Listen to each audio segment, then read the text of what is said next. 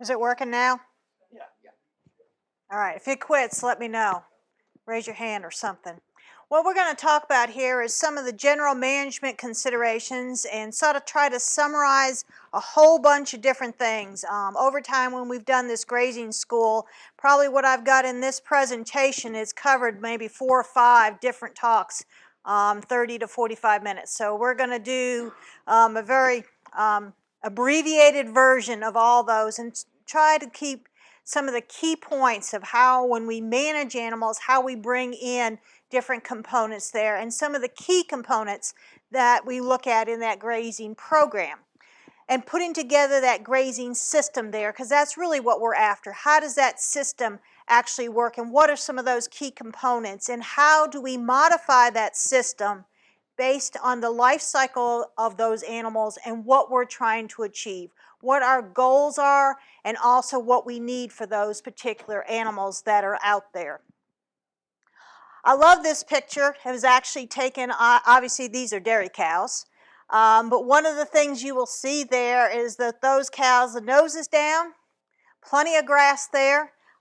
This is actually an alfalfa field. This is a herd that actually is an organic dairy herd that they have to have 30% of the dry matter at least has to come from grazing at least 120 days out of the year. But you can see there that all those cows, pretty much they're consuming feed, and that particular paddock they were in pretty much looked like that. So I like that picture there. So what are some key things? And some of these are probably in the order that I think that they're important. One of the things that's important is that water is available in all paddocks. And I know you talked about this yesterday when you went out there and actually put together that system that you had your 2 animals in. But we talk about water within 800 feet of a grazing area. Is that a set in stone? No. But the key is you want water close to where the animals are grazing, and they can get to that water and get the amount of water that they need. Water intake does impact feed intake, and it impacts performance. One of the things when we teach students, be it 4-H students, be it FFA, be it college students, we talk about nutrition. One of the things we always talk about is what nutrient is the most important. And the nutrient that is the most important is water. Excuse me? Pizza? Oh, okay, not a cow. Cow don't care about pizza. She don't want to eat herself. But water is so important as far as feed intake is concerned, and it governs performance and getting that water into those animals. Water intake is influenced by environmental temperature. As the temperature goes up, cows drink more water. Size of the animal, obviously bigger cows drink more than smaller cows. Lactation status. When you get into a lactating animal, they drink a lot more water than a non-lactating animal. Ones that produce more milk drink more water. This is one thing that we're really cognizant of, obviously, when we get into dairy. The thing I want to point out more importantly is water temperature for those animals. One thing, while this picture is up here, you'll notice that on the previous picture and this picture, see the electric fence just over that water? A lot of times farmers will say, well, those cows should just get into it, stand inside of it. But if you notice, even when you did yesterday, when you put your water is out there, you put it under the fence a little bit so that they couldn't tip that over. These are actually pictures that were taken and out. They've been there these waterers have been here quite a while, but they use that same type of concept there. Water temperature. A lot of times waterers are out in the open. Sun obviously heats up that water. One of the things that we do see is that as that temperature of the water increases, average daily gain here measuring performance, you see that as that temperature of the water goes up, gains go down on those animals. 1.5 versus 1.2 with just feeding of hay. The same is true if you feed hay and grain. But basically, the key is that temperature of that water is important, especially if water sits out where it's not shaded. So we often will talk about shading of waters or refresh rate of that water to keep it cooler. Realize that if you can't put your hand in it, the cows can't drink it.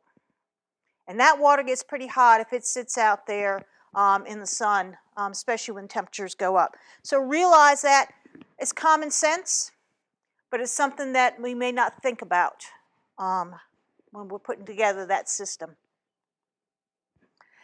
The next component, do cattle need shade?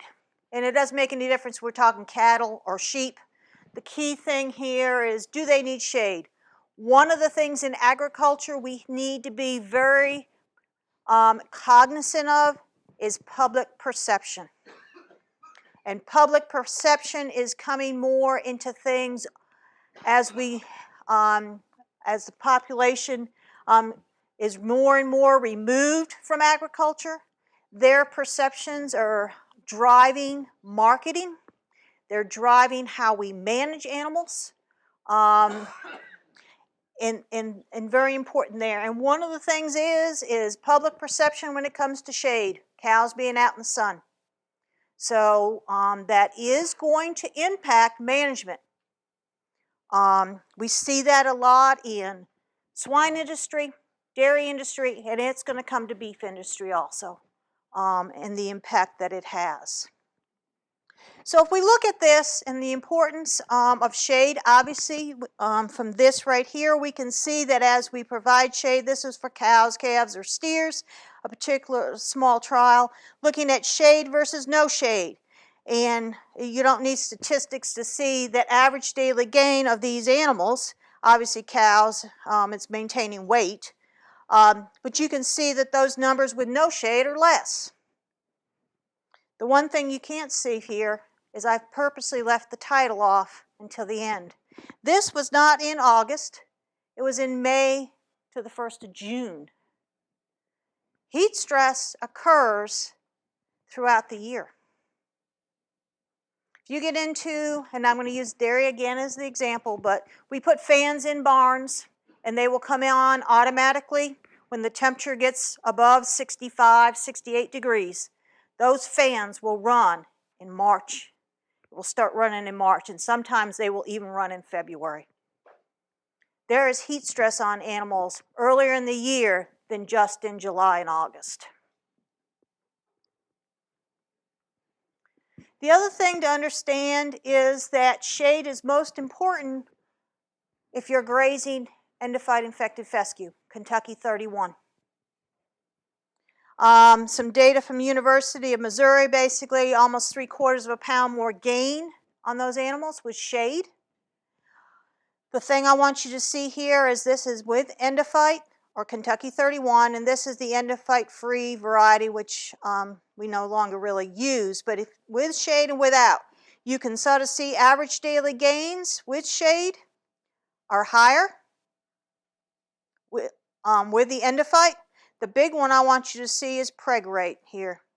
Pregnancy rate with shade versus without shade when we have Kentucky 31 is a lot higher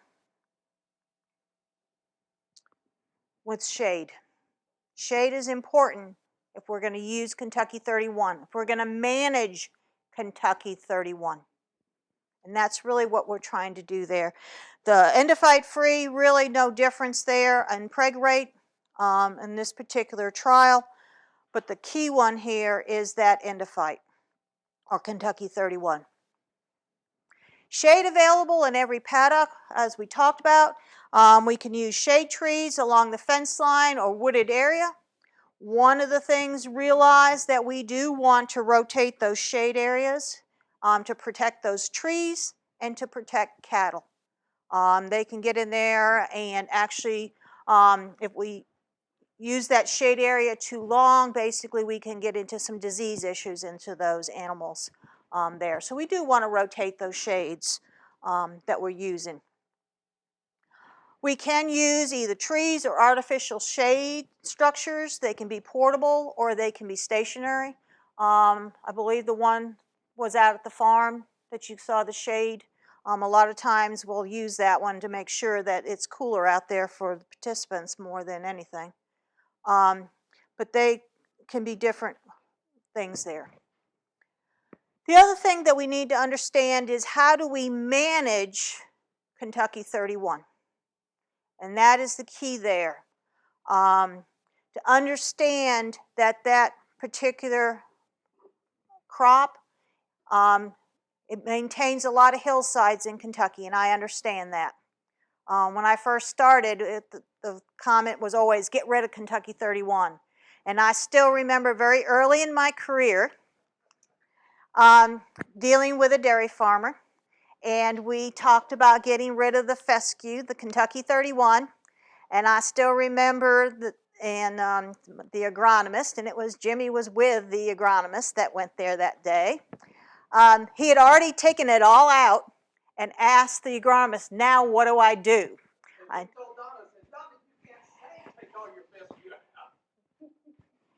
And I was only, what, less than a year in. Now, it was flat area.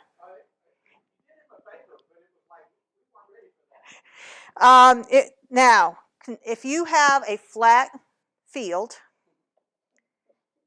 and you've already taken it out, do not go buy Kentucky 31, please, unless it's sat around forever and it will germinate, but it will not have the endophyte in it. I wouldn't plant it, but you can manage it. And this particular farmer, probably in the end, now that I'm 30-some years in, probably my recommendation to him would have been that particular area, all it was a holding area for those animals, basically an exercise lot. I probably would have left Kentucky 31 there. Now, with those, if they were a grazing herd, I'd rather take it out and put a endophyte-friendly fescue in there. But management. The key thing to understand here is where is the endophyte. The endophyte in Kentucky 31 produces ergovaline. And ergovaline is the particular compound that causes the effects of Kentucky 31. Effects are cannot maintain heat abatement. Basically, we undergo more heat stress of that animal, which results in average daily gain in milk production being lower, and fertility issues in that animal. So we don't get those animals pregnant. And if you have a cow-calf operation and you don't get them pregnant, your profitability goes down. So where is that endophyte or ergovaline effect in that animal? The leaves are the least toxic in that animal, and the highest concentrations are found in that seed head and at the base of the stem. So when we're managing this, the key thing we're after is not let it head out so we don't get that seed head, and also don't graze it too closely. So we're trying to manage through that plant and utilize that plant. The endophyte in that plant is important to that plant. It makes it more tolerant. My comment was that if we had an exercise lot for these animals and we just wanted to maintain as much of a turf down there to minimize mud, endophyte infected fescue, Kentucky 31, is very good at that. It survives. It undergoes a lot more stress. It can undergo, drought a lot better. It undergoes overgrazing. If you're going to overgraze, Kentucky 31 will survive better than other things will. So it's a management type concept, and you have to consider it. So let's look at some of this and the effects of this. So from a forage perspective, how do we manage cattle? First and foremost, we manage to avoid seed heads. When we used to do research on Kentucky 31 and the effects on animals, one of the things we used to do is we used to feed seed, Kentucky 31 seed. And the reason why is because the concentration was the highest there. You could control what you fed the animal, and you could get your effect and then you could do your experiment. Key with Kentucky 31 is dilution of pollution. Dilute it out with clovers, dilute it out with grain, basically trying to decrease the concentration that that animal consumes is what you're after there. As far as a management component, avoid during the summer when heat stress is the greatest by coming in with another crop for those animals to graze, or replace it with other forages or a novel endophyte variety on there. If you got a flat field and you can come in and reseed, and you're going to do it anyways, just don't go plant Kentucky 31. So let's talk about the effects that it has on animals and sort of go through a little bit of this, because understanding the effects it has on the animal helps you manage during different times of the year. So animal effects, increased heat stress. Basically with endophyte, the ergovaline, basically we have vasoconstriction, therefore they can't dissipate the heat from their body. We see a decrease in forage intake and a decrease in time grazing. And that's really what this chart looks at, is with endophyte infected versus endophyte free, we see that there is a decrease in time grazing and the time of the day in which they graze. More importantly is that we also see a decrease in average daily gain of these animals. But more importantly, especially when we get into a cow-calf operation, we see a decrease in preg rate. And one of the things is, as it gets hotter out and the number of days above 90 degrees increases, preg rate or conception rate decreases. This is one of the reasons why a lot of times the beef specialists will talk about breeding, getting cows to calve earlier, so you breed earlier in the spring. And the reason for that is taking into account this concept here, that as it gets hotter and those animals are out on Kentucky 31, that conception rate drops. And as conception rate drops, profitability drops. And that's really what they're after. So that's one of the reasons why I'm trying to push that, to get those animals to calve a little bit earlier, if they're going to be a spring calving herd, to try to get them bred back again before that effect is major on those animals. I also understand that younger cows are affected more than older cows. Now, if you have 30 cows, you're not going to be able to separate them. But if you have 300 cows, mama cows, obviously you might want to think about separating them. And if you had, two fields, one was real high in endophyte, and the other one was a little lower, I'd probably put if I separate them, I put the younger animals on the one that had lower endophyte. And that's really what this is illustrating here. The effect is greater. Realize that these younger animals are still got to grow.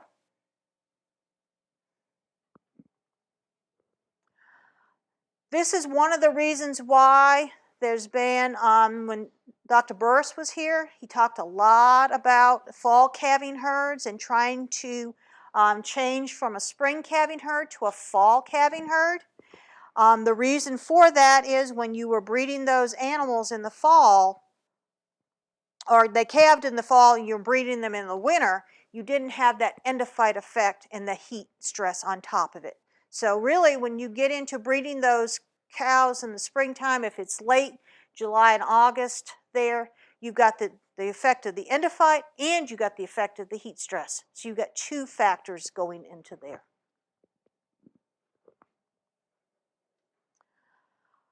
Also realize that in a field or between fields, the amount of endophyte is not consistent. It is not there or not there.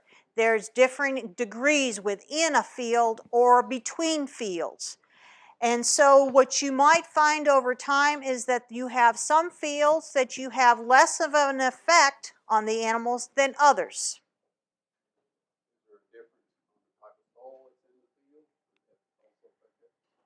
I don't know. That's an agronomy question. Chris. The question is, does soil type affect the amount of endophyte, ergoveiling, in the same field? We can't say that for sure, but if it's good soils, the fescue's growing better, typically it's producing more of the toxins. So when the plant is growing well, then it produces more of these kind of secondary compounds that the plant doesn't need for growth, but can give it a benefit. If that answers it. Yeah. Well, that's basic corn soil. You got a question back here, Doc? Along that same line, if you went far enough to have your field tested for endophyte level, is that a general concept from year to year, or does that It changes from year to year. Well, the endophyte percentage in the plant doesn't change much, but the ergovaline, the toxin in there, that does go up and down year to year and over the season.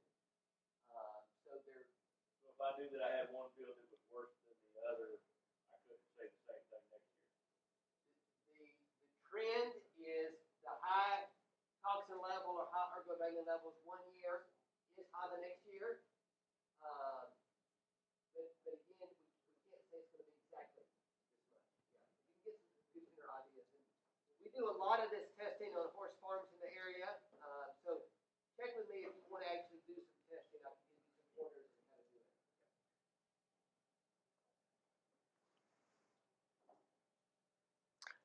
it. This chart really looks at, there's a difference between the amount of the endophyte in the plant and the amount of toxin produced by the plant. And this chart really looks at the effects of the amount of infection versus ergovaline. Remember, ergovaline is the compound that causes the effects. One of the things we see with Kentucky 31, obviously we see if you measure the amount of endophyte infection, it does relate to the amount of ergovaline. But when you get into the novel endophytes, basically the endophyte is still there, but it does not produce the ergovaline.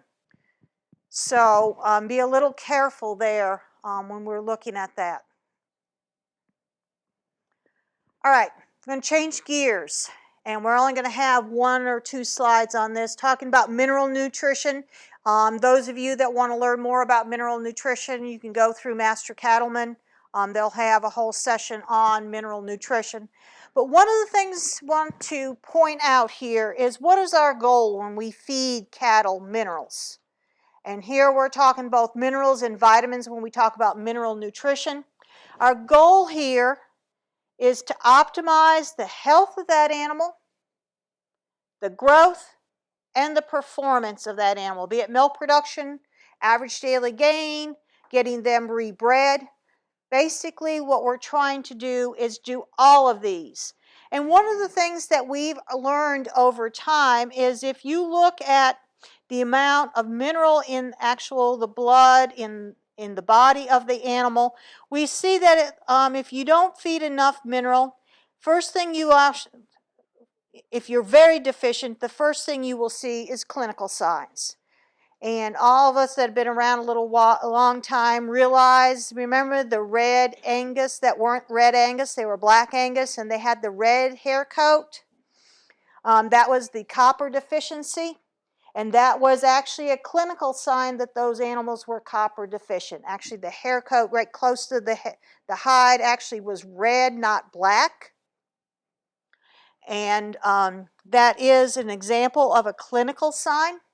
I still remember I had a black and white cat. He was not black, solid black. And he had disease issues. He had every disease under the imaginable when he was younger. I finally looked at his feed. It was copper oxide. Remember when we used to use copper oxide? In his actual kitten chow or cat chow, I actually had copper oxide in there. I was like, and then it was iron oxide, which had tied up even more copper. So he was probably copper deficient. Changed his feed. He became a solid black and white cat. And after that, until he died at 14 years of age, he had no more health issues. Showing the importance of mineral nutrition on health of that animal also. We see that, we need a little bit that prevents clinical signs, a little bit more for growth and performance, and then we may need even a little bit more for immunity. And this is something that is going to change over time, learning more about what we need to prevent health issues in that animal, an immune system response in that animal. We're going to learn more and more over time there. And things have changed tremendously even in the last 5 to 6 years as far as this is concerned. So just because when you feed a mineral you don't see that you have a negative response, it may be that you're having a negative health response and you just don't see it until that animal is challenged. So what are some of the key things that are important here? First, forages alone do not provide adequate amounts of minerals and vitamins. We do need to supplement minerals and vitamins to that animal in the appropriate amounts that they need. When we look at free choice intake of that mineral and really out on pasture, that's really what we're utilizing. As nutritionists, what we do is we put in a certain amount of salt because the salt governs intake of that mineral. Cattle do not seek out a mineral component that you think that they should need. They don't determine that they need calcium, so they go and get limestone. And one of the things that we see over time, and it comes and goes, in my career I've learned things come and go, is they have these different boxes and they put different components in these different boxes, and they say that the cow can come up and she can get exactly what she needs. I wish it was that simple. It isn't that simple. We use salt as the regulator of intake. And so we will set the concentrations of other minerals and vitamins in there based on the salt intake. So salt in there, if you got a lot of salt in there, or the old timers would take 1 bag of mineral and mix it with a bag of salt because they thought it was too expensive, what have they done? They cut their mineral concentration in half because basically those cattle have a certain amount of salt they will eat, and basically they won't get the mineral that they need. The quality of the mineral determines the amount of each mineral that is consumed, and the source of each mineral is important. So not all mineral is created equal is the bottom line here. And this is one of my pet peeves. Do minerals need to be red or yellow colored? Red is the one I still see. Good old trace mineralized salt that has that male with the horns on it, the Hereford, is trace mineralized salt that's red. How many of you fed trace mineralized salt that's red over the time? It's got a lot of iron oxide on it. In that particular bag, it's red because of iron oxide. Iron oxide is not available to the animal, and it also ties up copper. Remember my cat. Remember Patch. When you see iron oxide, remember Patch. That was the cat's name.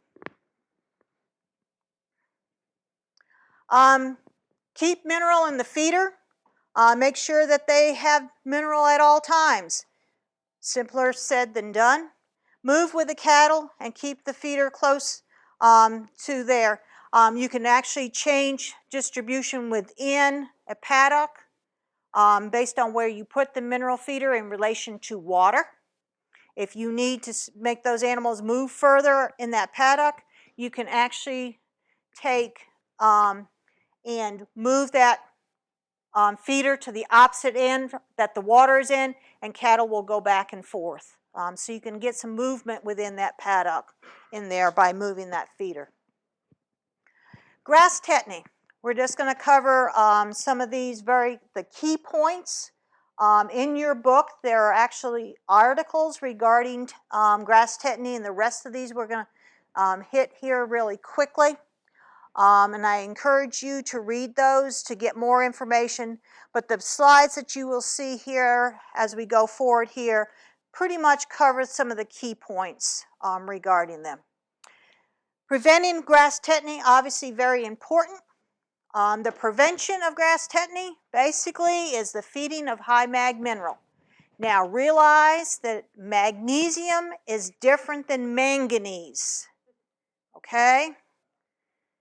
Manganese is a trace mineral. It's very different, obviously, than magnesium. That little change in that spelling is important. Whoops. So, most commonly seen in the cow herd. In spring calving herds, you're seen commonly when pastured on cool season grasses. Basically, when you see a high potassium content in the spring, it ties up the magnesium, and therefore the animal has a magnesium deficiency, which is what causes the grass tetany. We also see it on heavily fertilized fields with nitrogen and potash. To prevent this, it's pretty simple. You start feeding high mag mineral, a high quality high mag mineral, in December, January, and you feed that until the daytime temperatures are greater than 60 degrees for a few days.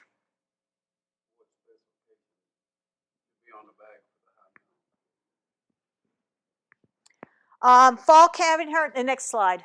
It's in, fall calving herd can be seen when you're feeding, they're grazing less forages, so you can get it in the fall also, beside the spring. Now, specifications.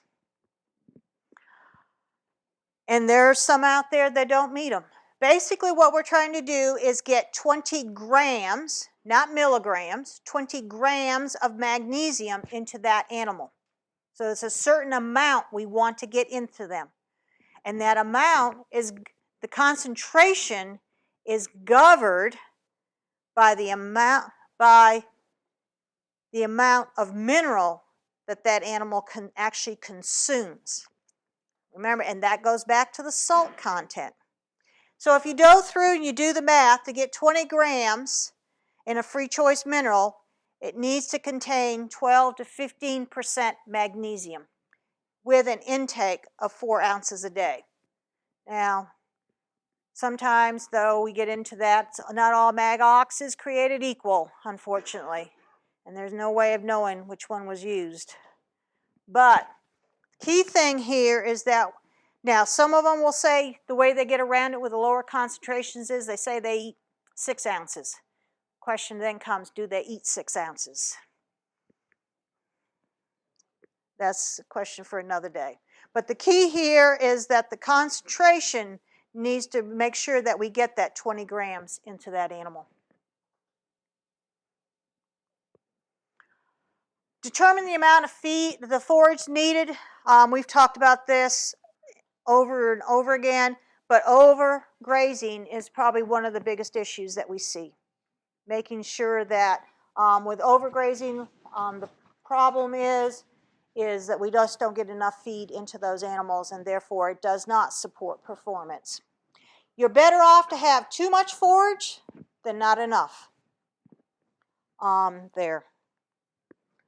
Availability does drive performance, and it depends on which animal you have out there. If you have a stalker out there, you have different, whoops.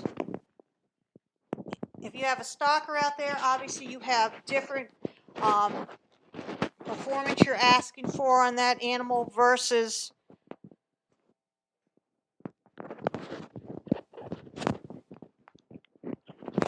than if you have a cow-calf out there. We won't go into that. Realize that when you're starting a grazing system, forage quality does change with maturity and also changes with the weather. And it is not a set system. It is a dynamic system that changes over time. When we're talking about grazing, we're talking about controlled grazing. I like that term, controlled grazing. You're controlling what the animal does and what the animal consumes. So you are controlling the animal, not the animal controlling you, so to speak. There was a question the other day about goats. Yes, there is a difference there, and it's a difference in consumption rate. And what they do, obviously, goats are browsers versus grazers. And one of the reasons why with goats we do like to have them browse is from a parasite control standpoint. As they browse higher, there's less parasite there for them to consume, and therefore less parasite issues there. How much more time, Ray? 4 minutes. Oh, I have 4 minutes? Yes. I'm going fast today. Bloat is one thing that we want to prevent when we get in. Think about it from an animal standpoint. Obviously, we want to manage. One of the things that's real important is we're looking for ways we can manage diseases to avoid them. So prevention is better than treatment. Realize that on alfalfa pastures or clovers, we do see an increased probability of having bloat in those animals. So how do we manage? The key thing here is that we use common sense. First of all, we look at moving cattle to pastures after the morning dew has dried and cattle have grazed in the morning. Basically, we want to have those animals with a full rumen. And so when you move them, they're not going to eat as much. It's going to take them, it will be one of those things that it's turnover in the rumen we're looking at. So do not put hungry cattle on pasture. So basically you're trying to put those cattle out there where they just don't chow down. So they eat a smaller amount over time. Avoid grazing, whoops, I hit the wrong button.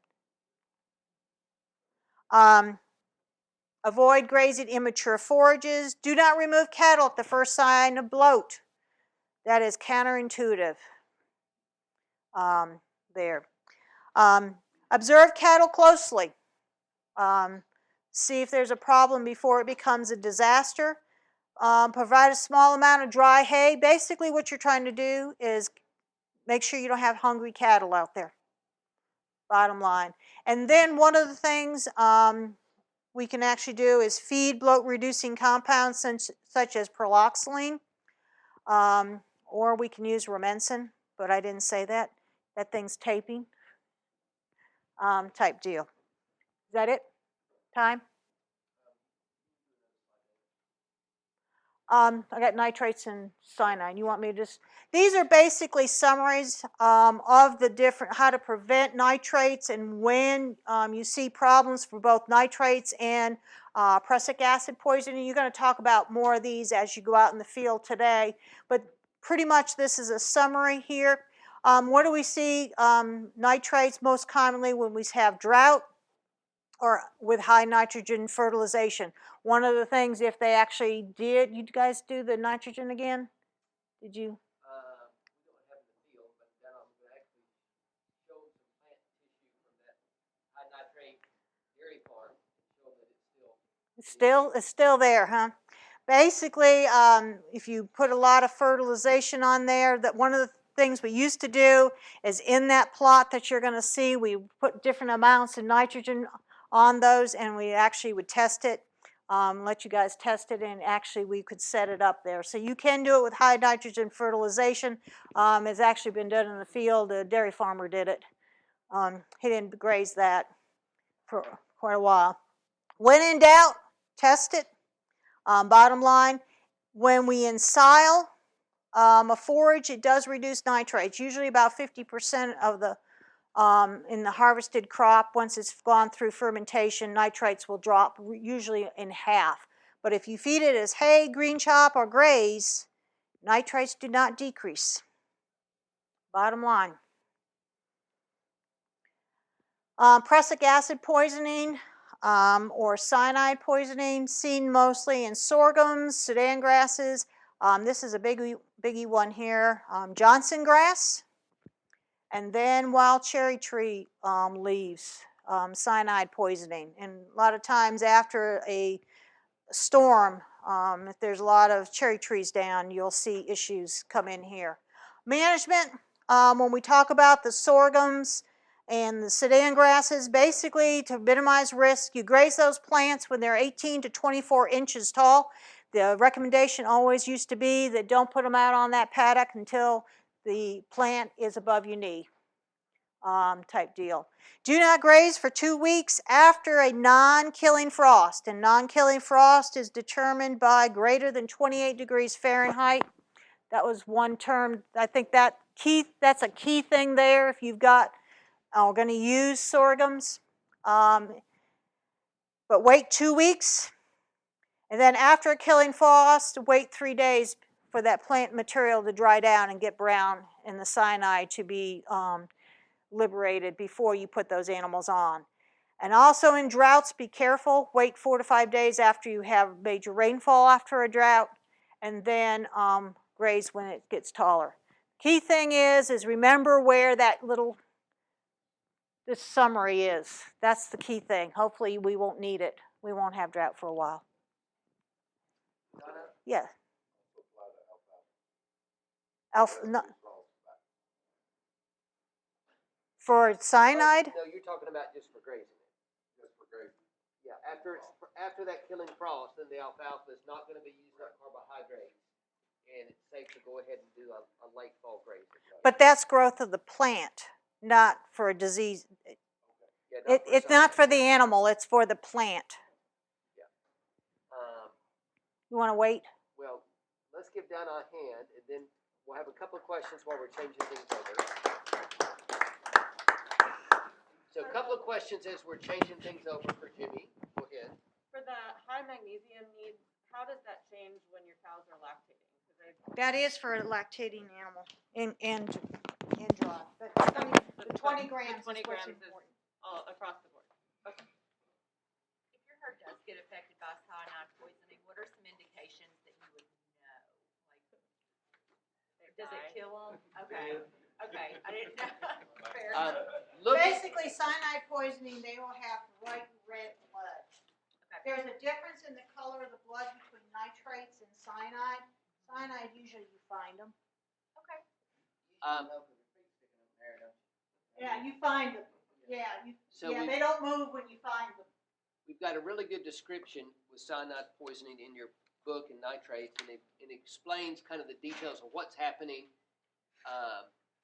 But yeah, the avoidance, and we'll talk more in the field when we look at the sorghum. So, one last question over here, Donna. The cherries, this process that Cherries are so high in cyanide in the leaf that even just a wilting leaf will give a toxic dose. Even a green leaf, if you're eating that, it'll wilt into rumen. So basically, it's whenever it gets crushed, it liberates the cyanide. Okay. So all right.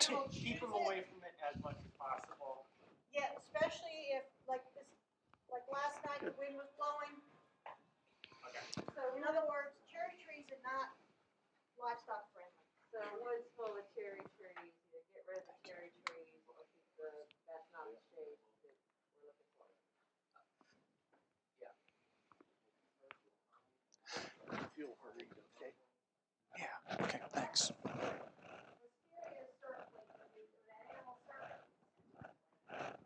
Basically, that comes from when the first silages for listeria grow. Basically, it's from where that plant, when that crop was not in silo, and allowed the pH not to drop, and then the listeria. Basically, circling disease is real high. It needs a veterinarian to actually come in and give you the dosage. Very high levels of antibiotics and a lot of prayers. So Donna will be around. If you've got follow-up questions, again, follow-up questions for Greg during the break. He'll be here through the break or not after that.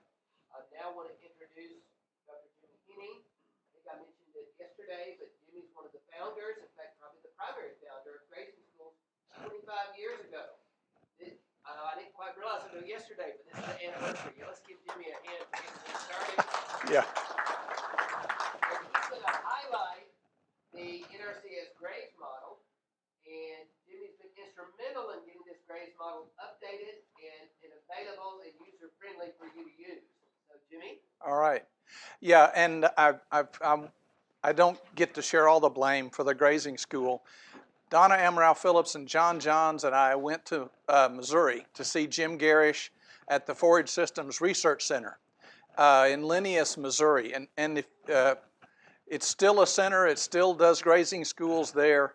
They still do. Jim is now on a farm in Idaho and internationally famous as a grazing advisor. But we trekked there and we stole it. I mean, we did it. What you're seeing is word for word, talk for talk, almost exactly what they did 25 years ago. And appropriately enough, 25 years ago, it rained to beat all heck, didn't it, Donna?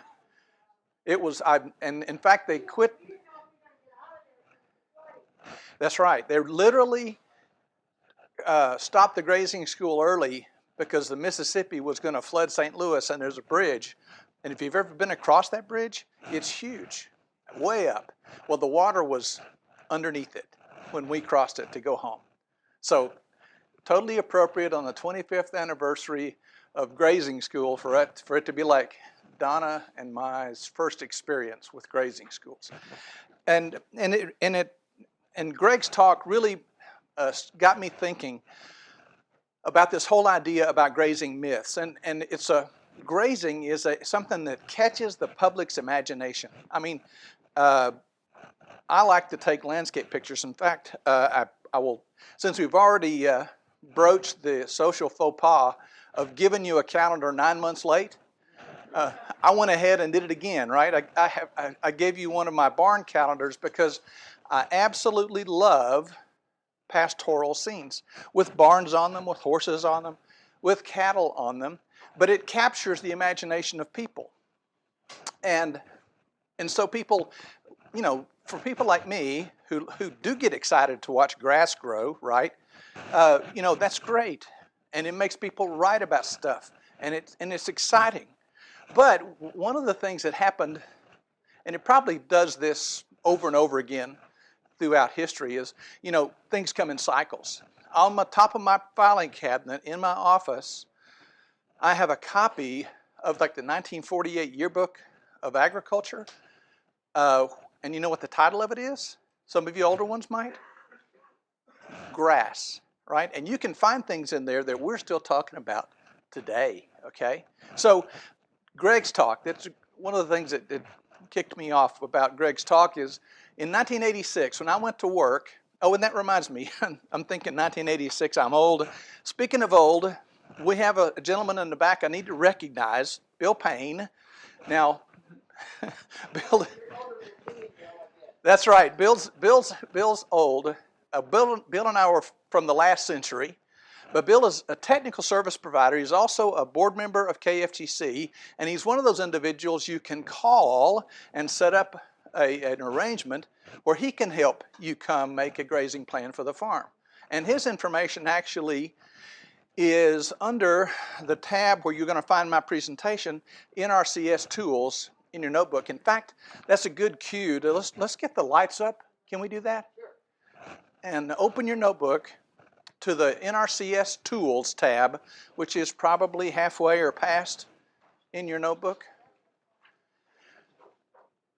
While you're looking that up and we're getting the lights turned on, in 1986 when I went to work, I was certifiably dangerous. It took 9 months for somebody to ask me something I knew. And when they did, they got more than they wanted, right? But one of the things that came out about that time was a series of articles about grazing and intensive grazing, and the main tenet that stuck with me, that aggravated me, was that if you will rotationally graze, if you will just rotationally graze, you can double your stocking rate. Well, you know, I'm a math kind of guy. I like math. Mathematics helped me marry my wife. She had a bad math teacher, and I loved her from the time I almost first saw her, and she needed algebra help, right? And so her mother, who liked me, thank goodness, said, call Jimmy, he'll be right over. And I was. She didn't have to hang up the phone. I was already at the door, right? Because I liked math, and we've been married for 39 years. So, but these are